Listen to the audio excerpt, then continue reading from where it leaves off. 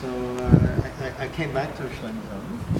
I came back to Shlomo Zalman, and I said, I looked up halacha, just as the Rav said, everything's kosher b'nevet at night, on the ground, azor. And he said to me, "Sinisht." I said, "I don't understand." I said, "What's sinisht? What is not?" He said, "Sinisht." And he wouldn't talk to me anymore. And I was astounded.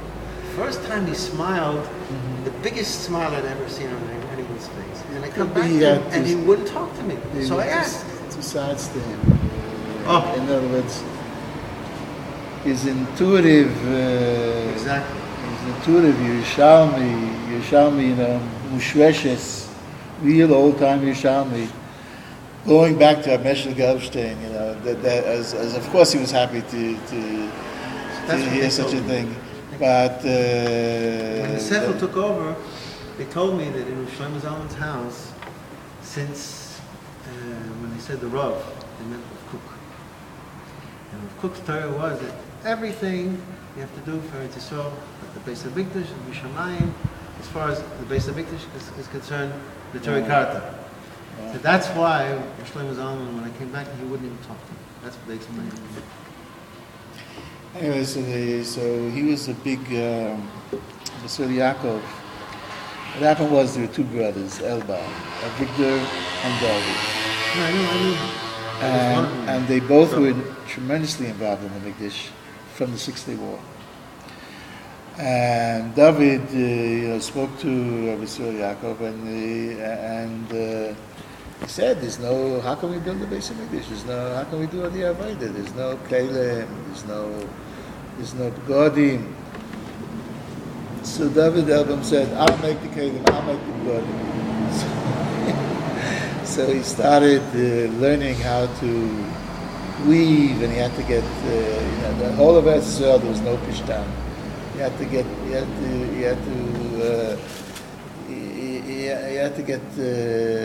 pishtan from Chutz La'aretz.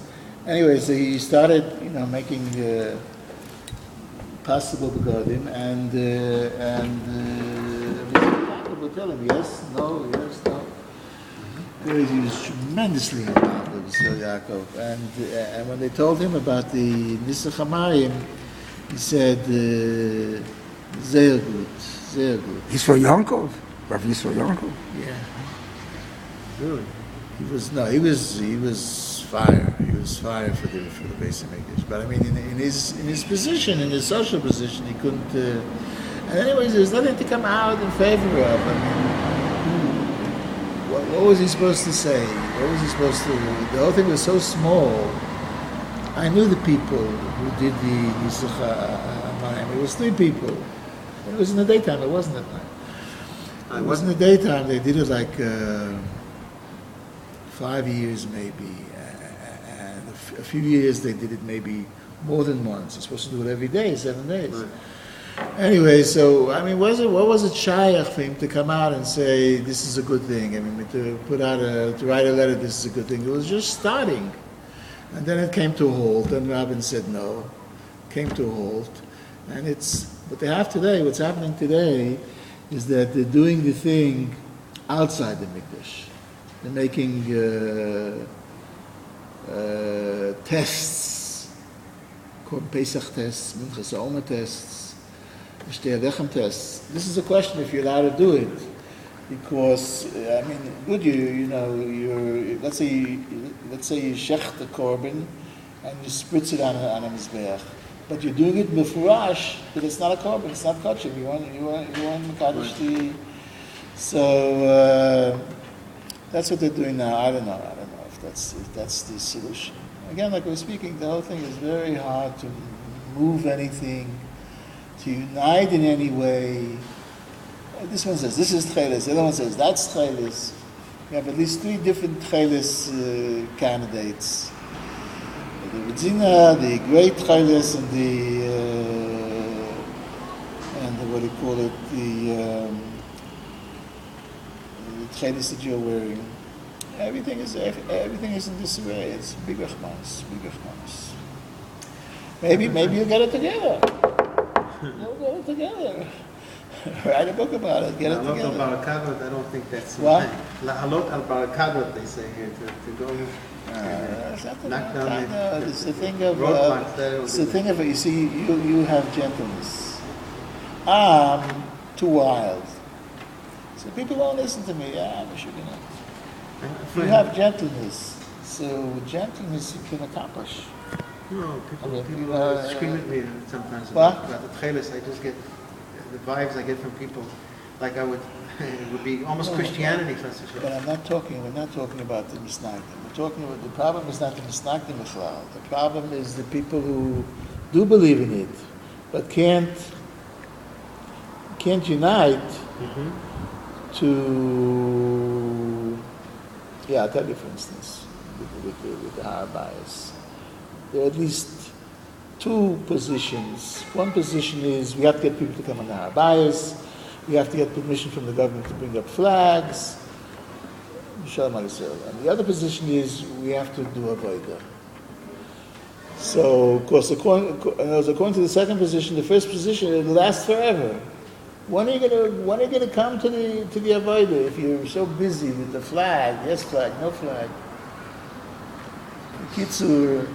So, if this thing could be solved, if this problem could be solved, if a clear program could be set up, what are we trying to do here, B'chlal?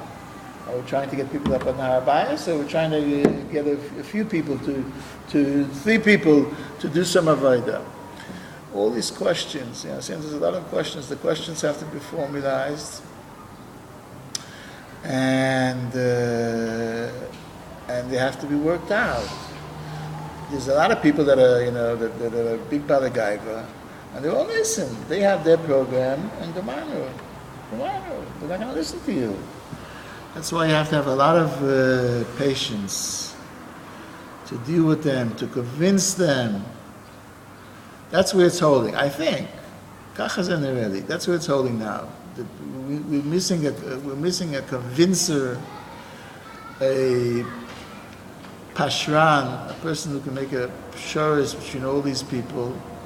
I don't know how many movements there are today, Mikdash movements. There may be 30 movements, 30 different people pulling the cart in 30 different directions. Very frustrating, very frustrating. Kasher brings the medrash. Medrash is in... Where does he bring it? He brings it in Tkufa Gdola. You can't believe a word in there. It's a quote from a man. I have a sefer that came out. He shows all the misquotes he makes. He doesn't quote right. He's not Michnas Mikvodo. He's not an honest person. Okay, but... And they wrote this. This book came out. I have the book. B'chaim Chayuso, accusing him of ziyufim noraim. They say it was written by Yudele Frank. This book. Name of kasher. What? Kadosh Baruch Hu wanted him to have a last name of kasher. He changed it himself. He Zionized it. They didn't want. I'm a kid, so don't believe it. Says, I don't remember the exact lashon of the medrash, but he says the Kadosh Baruch Hu was also to come to Tzadikei Hadar. Medrash says Tzadikei Hadar, and he's going to say to them, Tzadikei Olam, why was it that my Torah was chaviv to you, and you seek my Torah, but you did not seek out my malchus? This is a famous medrash. I hope Yishur Meir's Mechaber didn't undermine this. They didn't undermine every medrash. No. It's famous medrash. He claims Things are hidden from our eyes, and they're still tzaddikim. It could be Rav YY Fisher, and he could be considered everything here. The point is that but somebody who's not shaykh still is not shaykh. Understand?